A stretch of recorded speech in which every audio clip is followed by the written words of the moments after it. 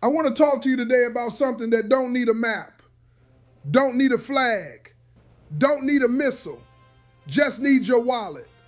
Open it up, look inside. You see what's in there? Less than last month, less than 6 months ago, less than a year ago. And I'm about to tell you exactly why. Inflation just hit its highest point in 2 years. 2 years. The prices you're paying right now for groceries, for gas, for your electricity bill, for the stuff your kids need for school, all of it is more expensive than it's been since 2024. And you know what caused it? This war. Trump's war with Iran. Now I know some of y'all are thinking, Curtis, how does a war thousands of miles away make my eggs cost more? Let me break it down real simple, because this ain't complicated. They want you to think it's complicated so you stop paying attention, but it ain't. When you bomb a country that controls one of the most important oil routes in the world, oil prices go up. When oil prices go up, everything goes up, because everything you buy at the grocery store got there on a truck. That truck runs on diesel. Diesel comes from oil. Oil is $100 a barrel right now because the Strait of Hormuz is closed. Your dozen eggs didn't get expensive because the chickens went on strike.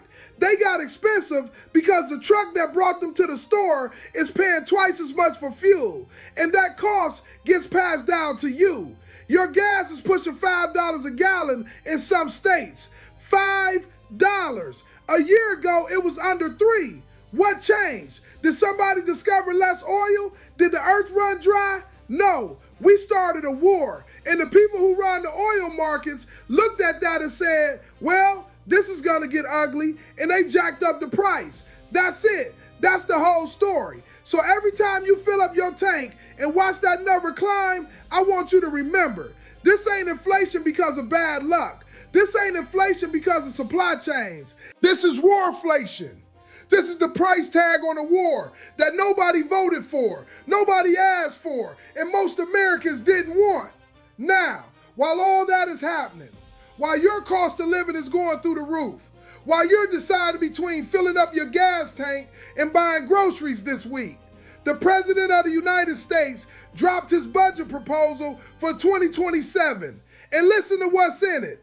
Military pay raises, 5 to 7%, depending on your rank. If you're E5 or below, you get 7%. E6 through O3, 6%.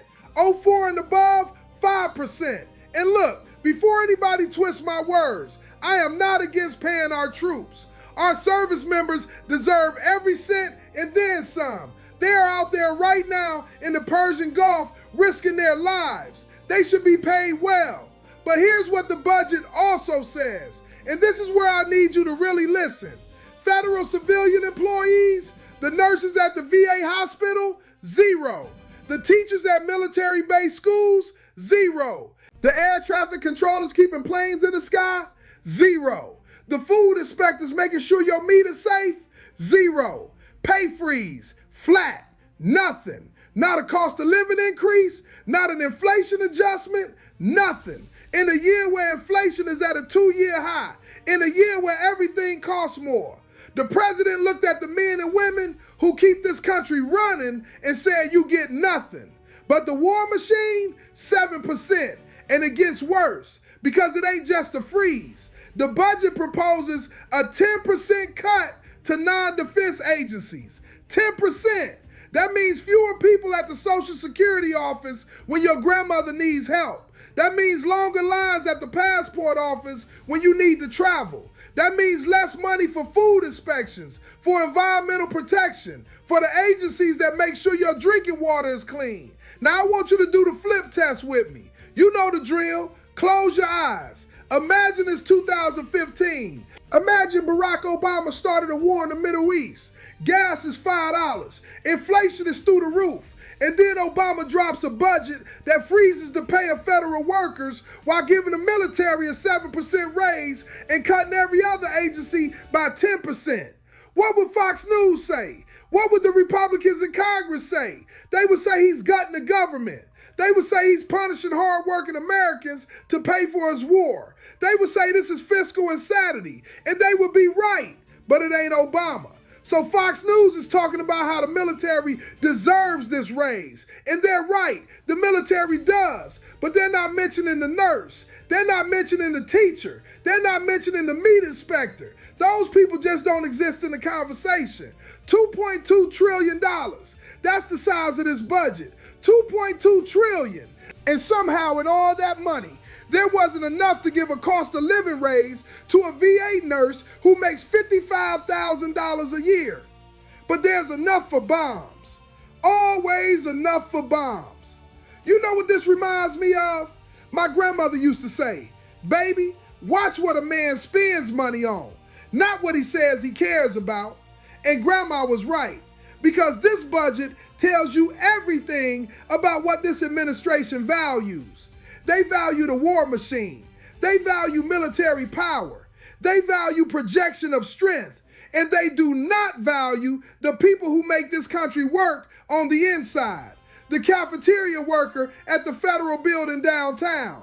The clerk at the Social Security office. The scientist at the CDC. The ranger at the national park.